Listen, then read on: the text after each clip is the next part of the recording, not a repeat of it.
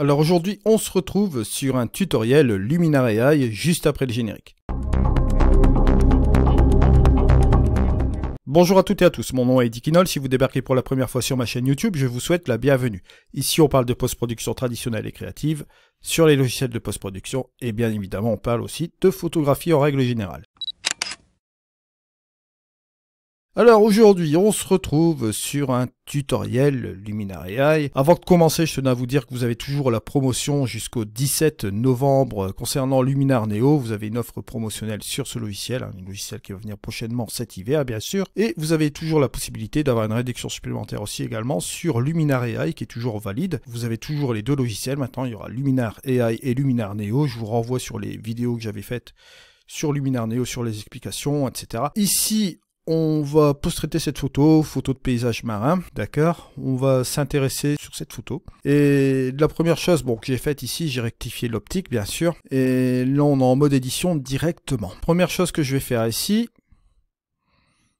c'est utiliser l'accent. Allez, hop, juste comme cela. Deuxième chose, je vais aller dans l'outil lumière, hop. On va prendre la petite pipette, un endroit plus ou moins neutre. Je vais prendre la petite cabane là-bas dans le fond. Allez, hop. Voilà, ce sera sympa comme ça. Juste comme ceci. On obtient ce résultat-là. Différence avant-après. Avant-après. On va revenir dans la composition. Et là, je vais faire un 16/9. Boum. Voilà, juste comme ceci. Je vais supprimer la première partie du ciel. Et je vais appuyer ici. Voilà, juste comme cela. Je vais faire mon avant-après. Hop, avant-après. Petit balayage. Regardez. Avant-après. Structure. Structure. On va appliquer de la structure, mais justement, on va l'appliquer localement. Tiens, je vais tout simplement monter la structure. Voilà, juste comme ceci. Mais comme je vous l'ai dit, on va prendre un petit pinceau avec une opacité allez à 30 pour que ce soit quand même relativement bien marqué. Hein. Voilà. Et on va appliquer de la structure ici sur nos roches. Vous voyez ? Voilà. Pour rajouter un petit peu de... Comment dire ça? D'impact. Un petit peu ici aussi. Là. Utiliser les crochets pour réduire. Voilà. Voilà. Sur cette première partie qui est là, c'est super intéressant aussi. Voilà.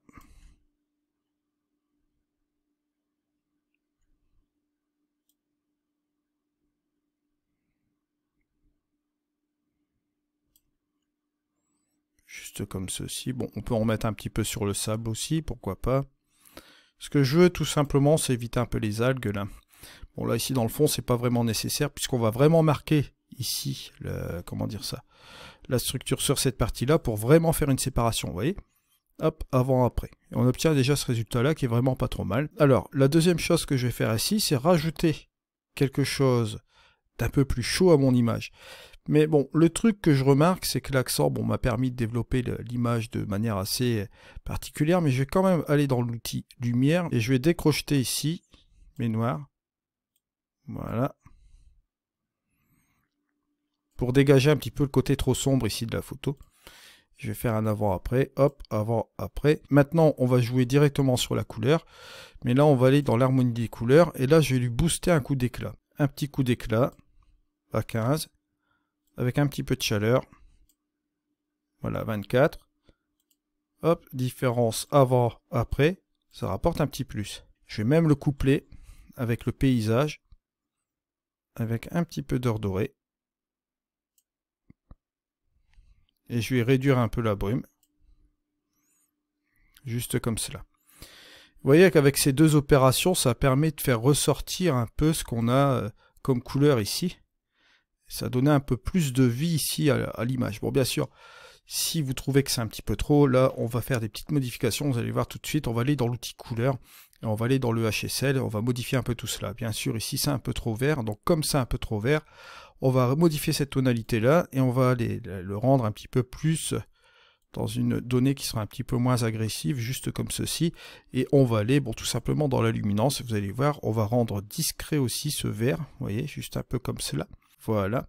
Comme ça, la teinte du vert, bon, si vous regardez bien ici, hein, regardez, hop, avant, après, ça se confond un petit peu mieux avec le reste de l'image et ça choque moins. Parce que là, c'est vrai que, bon, ça fait vert nucléaire, pas trop agréable. On peut jouer aussi avec ces roches qui sont là. Je pense qu'on est plus sur de l'orange, ouais, voilà, un petit peu du rouge aussi, voilà.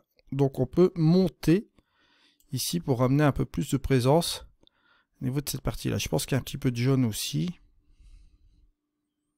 Voilà, tout en faisant attention parce qu'on a un peu de jaune aussi également dans cette partie du sable aussi également. Si on regarde ici, on a rebalancé quand même un petit peu plus la couleur, c'est plus intéressant. On a joué avec la luminance, bien sûr. On peut jouer avec la saturation. Regardez si dans les oranges, on peut saturer encore davantage. Ouais, pourquoi pas. Ça va jouer aussi également sur l'impact ici du ciel. Donc, on peut jouer aussi. Un petit peu de rouge. Un petit peu de jaune. Voilà.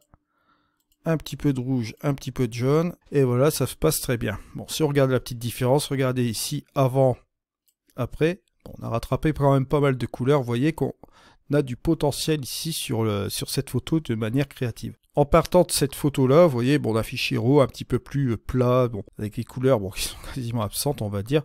On va réussir à ressortir tout ça, vous voyez, relativement intéressant. Et on va toujours modifier aussi cette petite chose-là. Bien sûr, il va sans dire, on peut toujours jouer avec ces deux curseurs, soit retirer un petit peu de saturation si vous le souhaitez, vous voyez, à moins 32. Là, je le laisse tel quel. Je trouve quand même ça bien, ça donne un bon résultat. Mais si vous trouvez que c'est un petit peu trop saturé, allez, à moins 10, ça peut le faire. Bon, je le remets à l'original. J'aime bien ces couleurs qu'on a ici. Je vais laisser cela tel quel. On va essayer de voir ce qu'on peut faire encore là-dessus sur cette image, parce que je pense qu'il y a vraiment un gros potentiel. C'est vrai que par rapport au point de départ, on voit toutes ces couleurs-là. C'est vraiment pas mal. Donc, la chose que je vais faire quand même ici, c'est jouer avec la partie des nuages là. Et justement, cette partie des nuages là, on va lui mettre un coup d'éclat. Même un coup d'éclat ici sur l'ensemble, ici un peu de l'image, ça peut faire quand même bien. Voilà, juste comme cela. Regardez, juste là, ici, avant, après. C'est pas mal du tout. Je vais aller dans mes réglages avancés cette fois-ci. Je vais enlever le contraste quand même un peu. Voilà. La luminosité, je vais la baisser quand même un peu.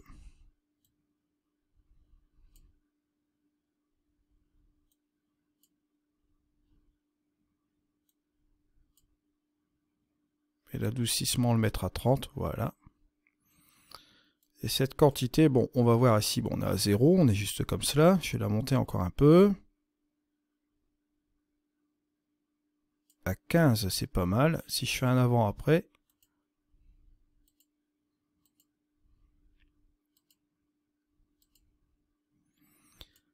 C'est pas mal du tout, mais je veux quand même garder ma présence que j'ai au premier plan. Donc la chose que je vais faire ici, bon, je vais pas m'embêter. Là, je vais aller dans les ajustements locaux. Voilà.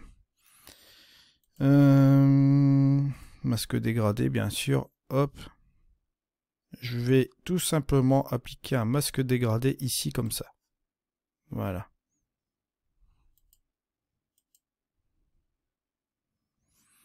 Juste comme cela. Juste sur le dessus. Vous voyez, bon, le dégradé est vraiment bien appliqué. Bon, si je veux retourner un petit peu sur, allez, sur le masque peinture ici et afficher le masque, on voit que vous voyez que ça fait un beau dégradé comme cela. Ça s'applique principalement ici, sur la partie que je souhaite là, un petit peu ici, juste un petit peu là, mais bon. Voilà. Juste ce qu'il faut. Ici, ça ne me dérange pas que ça s'applique aussi un petit peu, puisque c'est vraiment en arrière-plan. Moi, ce que je veux, c'est vraiment que ce premier plan ici soit vraiment grave de chez grave. Et on est sur un bon résultat. Là, ici, par contre, ce que je peux faire aussi dans cette image, j'ai utilisé le spectaculaire. Bon, spectaculaire, ça je l'ai déjà dit de nombreuses fois, c'est vraiment un truc qui va vous ramener de la gouache dans l'image. Ça marche surtout dans la photo d'architecture, puisque vous allez voir, ça va vous amener une espèce de contraste, luminosité et saturation en même temps, mais en donnant un aspect métallique, comme je le dis toujours. Regardez, si je vais à fond comme ça, bon, vous voyez, bon, là, ça va pas le faire, bien sûr.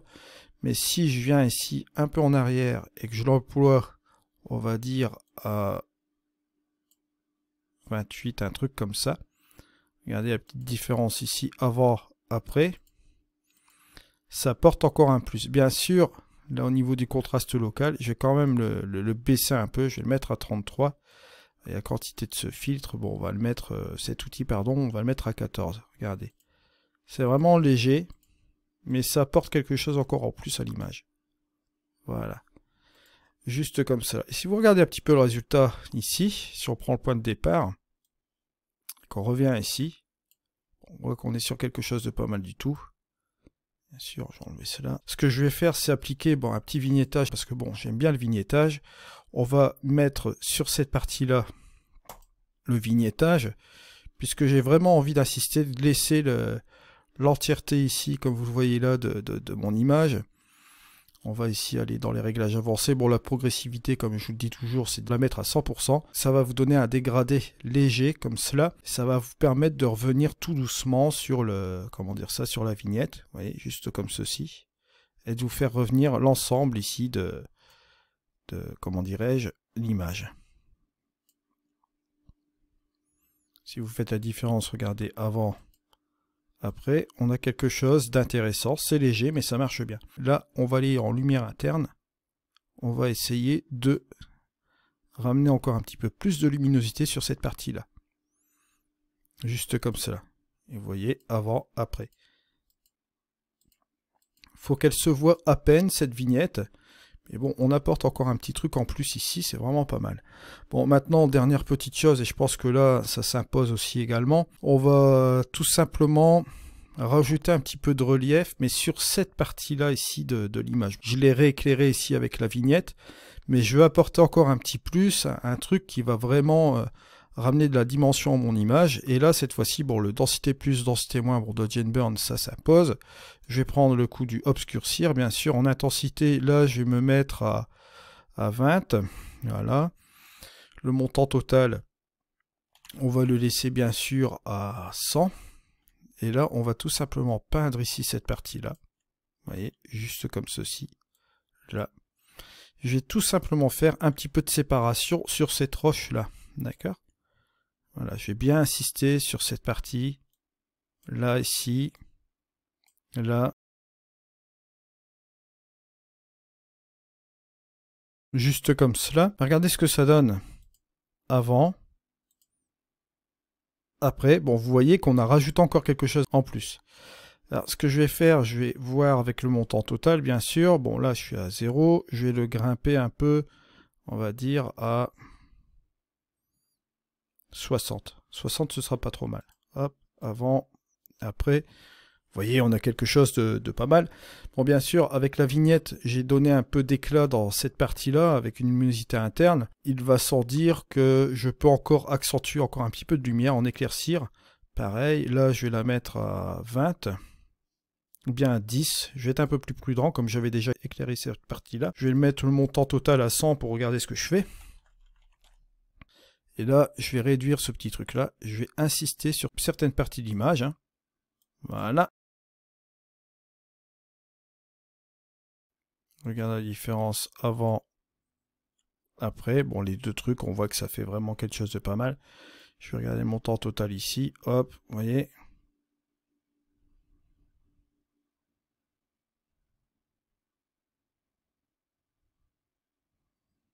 On va laisser sur les deux, donc à 60, hein, que ce soit les ombres et la luminosité apportée sur cette chose-là. Bon, bien sûr, dernier truc que vous pouvez regarder ici, c'est au niveau de la vignette. Comme j'avais rajouté de la lumière interne, on peut toujours la baisser, la lumière interne. Regardez ce que ça donne. Puisque là, j'ai impacté avec un Dodge and Burn, bien sûr. Et on va revenir ici dans le Dodge and Burn, le densité plus, densité moins. Avant, après, c'est pas mal. On va dire que dans le vignettage, on peut toujours laisser la petite lumière interne légère comme ça. Hein. Voilà. Peut-être la réduire un peu à 12. On va regarder encore avec la vignette, sans la vignette. C'est vraiment subtil. Ça marche relativement bien comme ça. Alors bien sûr, au niveau des bleus, on peut jouer aussi sur quelque chose là-dedans. Parce que bon, les bleus sont vraiment impactés dans toute l'image. On le voit un peu sur la mer, on le voit dans le ciel. Si vous trouvez que c'est un petit peu trop saturé, ben, vous repartez dans l'outil couleur qui est ici. Et là, ça peut être relativement intéressant. Ou bien on va jouer sur autre chose aujourd'hui. On va aller directement dans l'harmonie des couleurs. On va déplier le contraste des couleurs qui va nous être ici très utile. On va monter la quantité, bien sûr. Je vais aller sur mes bleus. Voilà. Alors, faut savoir un truc. Bon, si je vais sur mes bleus, forcément, il va y avoir le reste de l'image qui va être affecté dans ces parties des algues, parce qu'on va avoir du bleu aussi également, et on va avoir l'eau bleue aussi. Contraste des couleurs, il faut bien comprendre une chose. Si vous sélectionnez le canal bleu, ça va éclaircir le canal bleu, et ça va assombrir son opposé, la couleur opposée. Couleur opposée du bleu, forcément, c'est le jaune. Donc, ça va assombrir la partie jaune que vous voyez là. Si je vais ainsi dans la balance des couleurs, vous avez un petit mémento, si vous vous souvenez plus de vos couleurs complémentaires. Couleur complémentaire du bleu, c'est le jaune, du vert, c'est le magenta, du rouge, c'est le cyan, et inverse. Cyan, c'est le rouge, magenta, c'est le vert, jaune, c'est le bleu. Bon, alors, ici, on voit que ça va pas le faire, quoi, hein, on éclaircit un petit peu trop. On va ici redresser à 0. On peut essayer de monter tout doucement, comme ça, pour avoir la valeur qui nous convient le mieux. Moi, je trouve que ça va pas le faire comme ça. Je trouve qu'on pourrait plutôt faire un autre truc. Je pense qu'on peut plutôt prendre la couleur jaune. Et c'est avec cela qu'on va un peu plus s'amuser. On va tout simplement, là, si on monte ici, vous voyez qu'on accentue les bleus, d'accord. Même ici au niveau de cette partie-là, on voit clairement que ça passe relativement bien sur cette partie ici, mais bon, à 43, il va sans dire que c'est beaucoup trop. Hein. Alors, on va tout simplement réduire, regardez, peut-être appliquer cela à 10. Et la petite différence qui est un petit peu super sympa, je vais le remettre à 0, vous voyez, juste comme cela, et on le remet tout simplement à 10. Et on a une plus grosse profondeur ici au niveau des bleus. Et le jaune forcément sera plus éclairci, juste comme cela.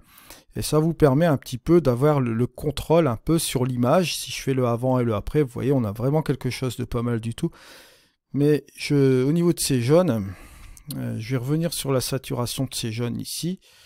Je peux tout simplement impacter encore un peu plus de jaune, même si c'est plus clair, juste comme cela avec les contrastes des couleurs. On obtient quelque chose de pas mal, ou on peut tout simplement désaturer, ça peut aider aussi, mais bon, je vais quand même garder le 42 comme cela, et je vais aller sur ma luminance. Au niveau des jaunes, ce que je peux faire, c'est encore baisser un peu ma luminance, voilà, juste comme cela. Je vais revenir sur mon contraste des couleurs, et je vais tout simplement changer un peu de tonalité, de voir un peu si je peux pas, voilà, jouer peut-être un petit peu plus comme ceci, et je vais le réduire